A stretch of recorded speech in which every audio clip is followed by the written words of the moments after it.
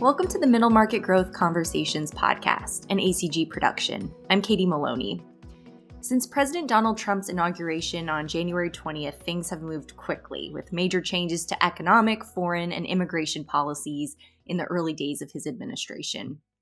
Here with us today to discuss the Trump administration's actions, past and future, and the effects we'll see economically is Michael Fuse, an economist with ITR Economics. Michael, welcome to the podcast. Yeah, thank you for having me, and I'm looking forward to our conversation today. So I want to start off with tariffs. That has been the big news over the last few weeks, front page headlines, fast-moving changes to trade policy that we've seen since President Trump took office. So Michael, I'd love to hear what your thoughts are on how U.S. tariffs are playing out so far this year and what kind of impact you're expecting to see from tariffs on the economy over the longer run. Yeah, that's a big question. Right now, I think everyone's general consensus probably is uncertainty. It's a lot of start, stop, look over there, don't look over there. We're going, we're not going. We're going, but we're going to change this. So there's a lot of uncertainty, especially among business leaders. And I'd say that's really the near-term risk right now because uncertainty slows activity. Businesses, investment dollars, a sense of predictability with laws and regulation, that's a key and critical factor for economic growth. And we're coming out of 24 kind of at ITR, we're calling it the bottom of the business cycle. We're kind of scraping the bottom of the economy. We spend a lot of time looking very much at the industrial side, manufacturers, utilities, oil and gas, construction companies, and we're kind of scraping that bottom and still forecasting 25 to be better than 24, but more towards the second half. But this uncertainty has a risk of kind of dragging out the sluggishness in this first half of the year and maybe bleeding over more so into that second half. So for business leaders, certainly that uncertainty, but also lawmakers, all of us as private citizens, real lack of clarity too on the goal when it comes to tariffs. Could it be, and I mean, it's a wide range, insufficiency with cooperation when this is Mexico and Canada when it relates to fentanyl trafficking. Is it, do we want more military funding I'm thinking Canada right now for playing their part as a member of NATO? Do we want to offset non-tariff impediments to U.S. goods and services or trying to increase domestic production? There's still uncertainty what the goal is, and there's still uncertainty of what things are going to look like when the dust settles. So on the short term, that's the risk. On the longer term, there's a little bit more to unpack. Tariffs are more micro than macro, which means it's going to impact not so much GDP or overall industrial production, but it's going to have different impacts on different sectors. It'll help some, it'll hurt others. You mentioned Canada and Mexico, and I wanted to ask you about some of the retaliatory tariffs that are being announced in response to U.S. imposed tariffs. Another area that is very uncertain, seems to be evolving minute by minute, but I wonder what you think about how some of the retaliatory tariff actions will play out and how those decisions will impact businesses. This is the big question. It's next to impossible to predict how it's going to play off, but retaliatory tariffs is where more of the risk lies. They're obviously the retaliatory tariffs, they're going to increase costs. They're going to present obstacles, challenges for U.S. businesses. And in the end, the consumers, they're going to bear the costs. At ITR, we say tariffs are inflationary. If you're in school right now taking an economics class or you go back for school, don't put that on your test. It's technically the wrong answer. Because inflation's a steady, gradual, steady increase of cost. Tariffs a one-time hit. But if you're a business leader, anytime your prices are increased, it's inflationary. We can call it that. The risk is typically when we see tariffs, and we can look back at 2018 for this, those 2018 tariffs, you see an initial bump in prices, and then they tend to kind of teeter off. If you look at steel prices or aluminum prices back in 2018 and look a year out into 2019, we saw that initial bump for about 3 to 4 months, and then things started to come back down. But it's that retaliatory tariffs that can create just consistent price increases on business, and we don't get that settling back down. So that's where the real risk is. And with Mexico and Canada, those are our top two trading partners. Mexico's 1, Canada's 2, China's 3. Coming out of the pandemic, there's been a lot of decoupling from China as we've not only gotten that onshoring, but we've gotten that nearshoring. And Mexico and Canada have always been important. We've been intimately connected to them for obvious reasons, being so geographically close. But now even more so as we're looking to move more and more away from China. So that's just the uncertainty and then the impact on our top two trading partners. Certainly going to put an upward pressure on prices. Another big risk that I think is probably worth highlighting, maybe it's a little out of place here. I mentioned just a little while ago, it's more micro than macro, meaning some will be harmed by tariffs. They're going to feel those prices. Others will benefit, meaning, hey, I was just at a conference. I had some U.S. steel manufacturers there in the crowd and was talking with them. They were excited about tariffs because their competition from Canada the one told me it's about 20% price difference. He was excited. But the big risk I'm concerned about for businesses who are going to benefit from tariffs is a tariff's an unnatural competitive advantage for those protected businesses. And those that are protected are less incentivized to invest in their business and R&D, to innovate. And over the long run, that can certainly be harmful, especially as we're looking at the rest of this decade. We're going to have a growing economy, but labor shortages, inflation returning. It's critically imperative for business to be investing in their processes, in automation, and protected industries are going to be less incentivized because they're just enjoying this unnatural competitive advantage. But kind of bringing, I guess, that back home to Canada and Mexico, kind of put a bow on that. The real risk is that retaliatory because that'll keep those higher prices continuing to elevate. Interesting. Well, and another benefit aside from the artificial lift that tariffs may bring some industries, another benefit that I have heard touted in some corners of the M&A community is, can tariffs spur outside foreign investment or M&A activity as foreign entities look to get a foothold within the U.S.? So I wonder your reaction to that, whether you think that's a likely outcome, and if so, if there's kind of a time horizon for when we could expect to see some of that activity. Yeah, that's a really great question. So we've seen really since 2010 a rising growth in foreign direct investment and onshoring.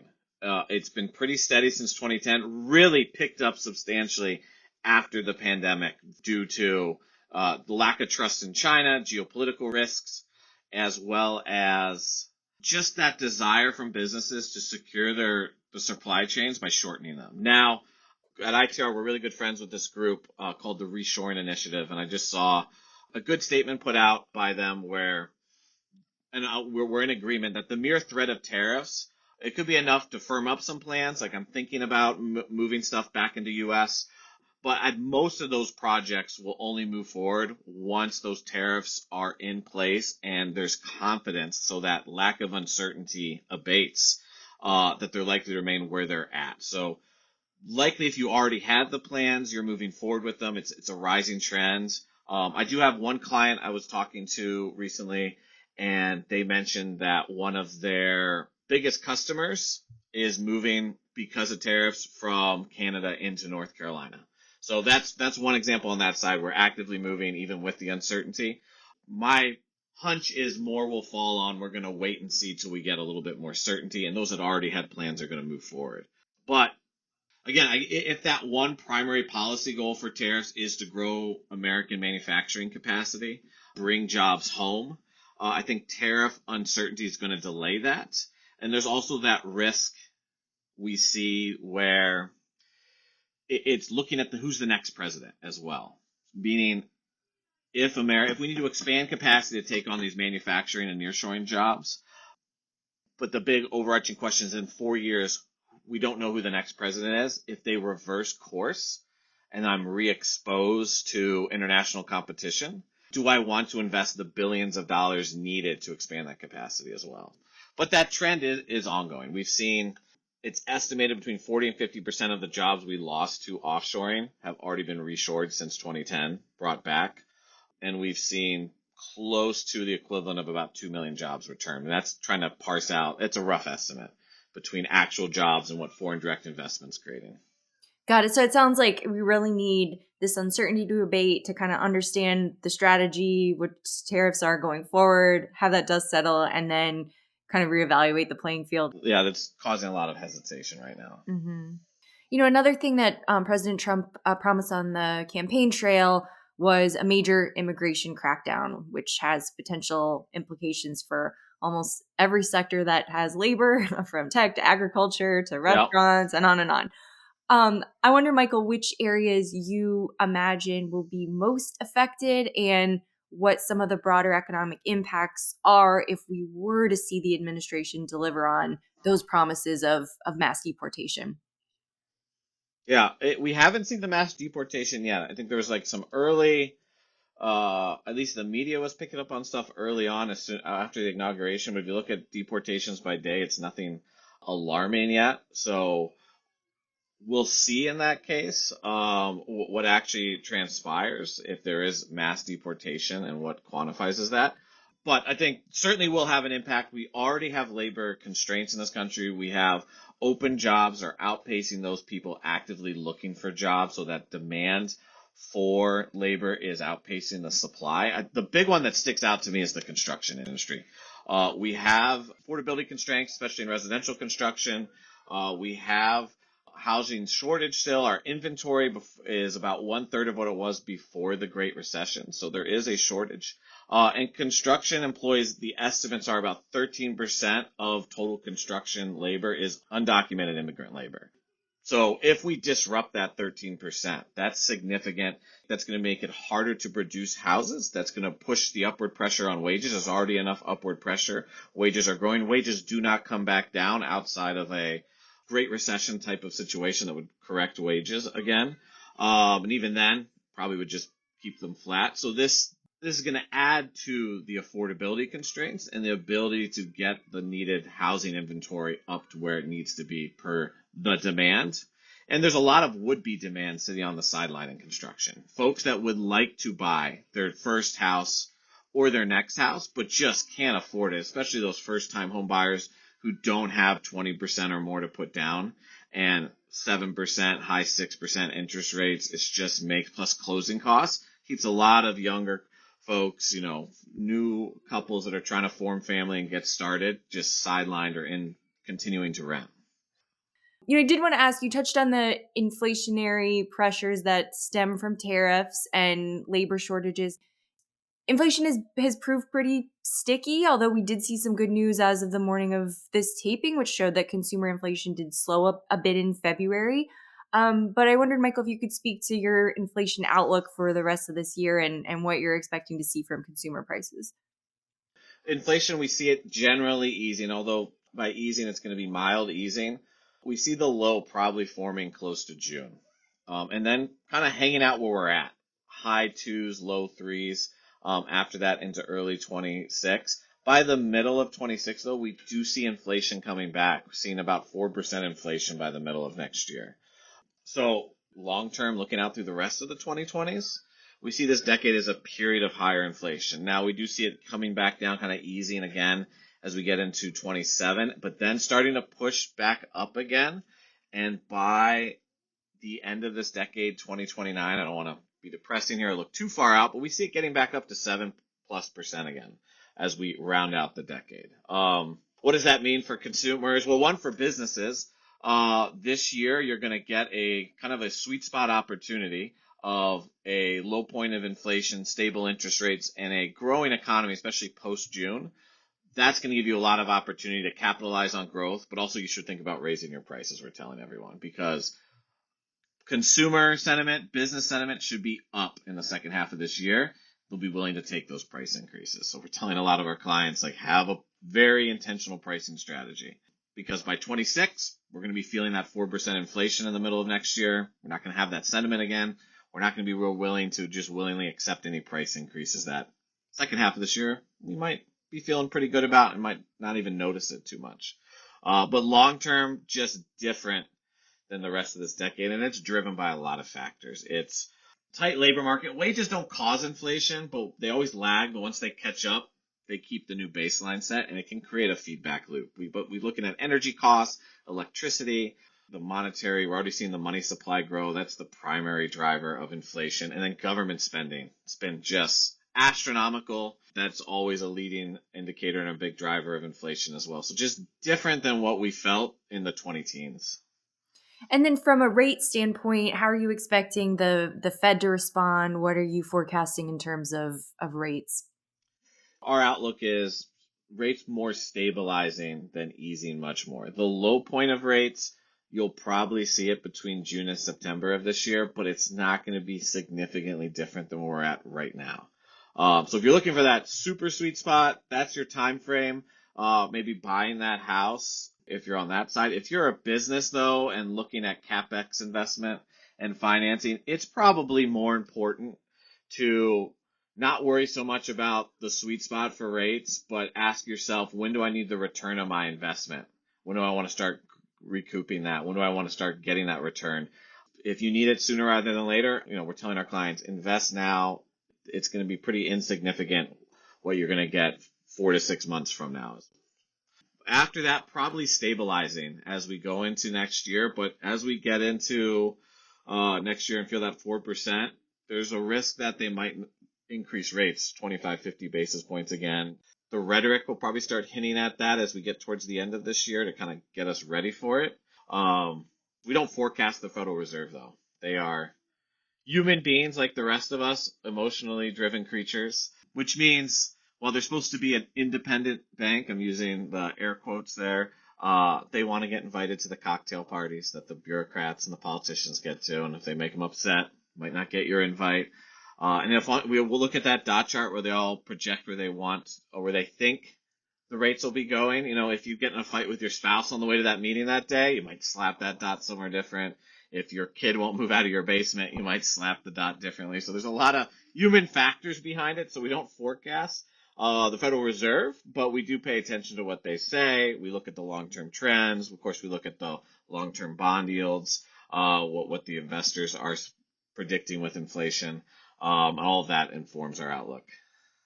I want to be sure to ask you too about deregulation. This was something that the Trump administration has expressed an appetite for. So I wondered if there are deregulatory initiatives under discussion that you're watching with potential impact for the business community. That has been a stated policy goal for this Trump administration. Certainly would bode well for businesses, right? Deregulation, there's regulatory costs that are significant. I'm trying to remember off the top of my head the amount of cost on the economy that regulation places. I can't remember. I feel like I'd be making it up, but I want to say it's close to $800 billion of regulatory costs that regulations. Any reduction of that will significantly help spur growth, put more money in the pockets of businesses to reinvest in their business, which is critical for growth. So that's an upside positive. I know coming out of the election, we saw the uptick in the stock market. Wall Street liked the outcome. They were more confident. Now we've kind of lost all those gains with all the uncertainty with tariffs. So we'll see. And certainly probably sidelining a lot of investment right now or just delaying it. But if you're in the oil and gas space, we're watching that one very closely. This administration's an upside risk, we'll call it, a positive for the oil and gas market. Any policy comes out in regards to that, it's going to be something that's going to help spur further growth, further production of oil and gas. They've stated they want to reduce energy costs. They think that'll absolutely help with inflation. It certainly would. But the question always comes down to policy choices, understanding the goals of the policy, and then as economists, we want to evaluate that. All right, here's your goal. Here's the policy you're pursuing. Will that achieve it? What are the risks? What are the unintended consequences? And that's how we kind of tackle it. No one really likes economists. We're always the Debbie Downers because we're telling you all the things that could go wrong and that no one wants to hang out with us. And actually, that's a very good segue into my closing question, which is that ITR Economics has been predicting a second Great Depression for the 2030s for some time. So I wondered if that's still the case, if that's still something you're expecting to see in that decade, and whether any of the policy decisions or actions that we've been discussing have any bearing on that forecast, either by postponing that eventual recession or maybe ushering it in sooner? Yeah, still predicting a 2030s depression that we see lasting between 2030 to 2036. So just call it challenging economic times. We've kind of dropped the great because it conjures up thoughts that we're all going to live in Oklahoma, live in some mud hut and tumbleweeds will go by. That won't be the case. Oh, and Oklahoma also is a great state. I've been to Oklahoma City, and I don't want to bash Oklahoma. But it will be about 6 years of economic decline, really driven primarily by the impact of demographics, the aging baby boomer population, the needs that they're going to put on entitlements from Social Security to Medicare, where our government debt currently sits, where we see inflation, and just the labor shortages to replace them. Nothing's changed where we see it. We see a 2030. We see it happening potentially in 2029. Might not tick off till 2031. For simplicity, we say 2030. For our clients that we advise, preparations, we want them either whether you're going to sell your business or you want to be set and ready and minimizing your debt heading into that decade. We're looking at 28 as, you don't want to be playing with fire in 29. I also don't want to scare people. U.S. will remain the world's number one economy in the 2030s. Europe's in a worse spot than we are with the same trends. Asia's even in an even more significant worse spot. We're going to remain, 25 trillion on a nominal dollar. Again, that's just a rough number I'm throwing out, but $1 trillion economy.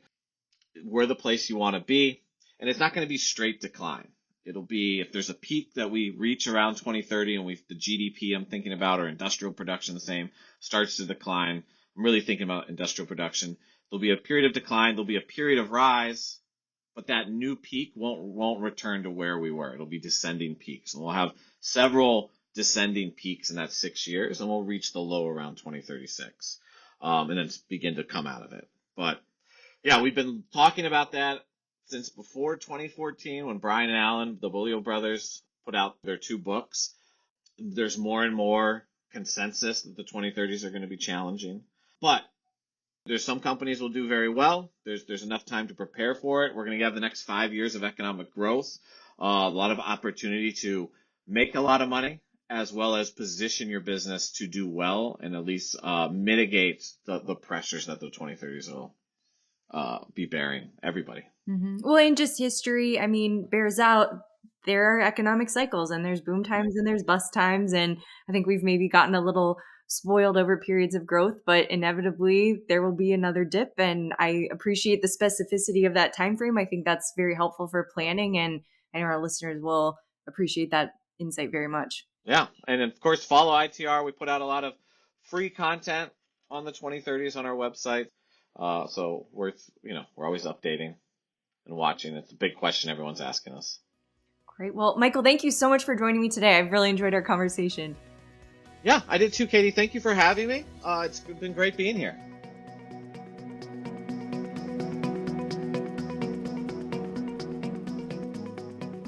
Thanks for listening to this episode of Middle Market Growth Conversations. If you haven't yet, please subscribe to the podcast in Apple Podcasts or on Spotify to make sure you never miss an episode. And if you liked what you heard today, please give us a rating and write a review. It really does go a long way in helping other listeners find out about us. This podcast is produced by the Association for Corporate Growth, the largest membership association for middle market M&A and corporate growth professionals.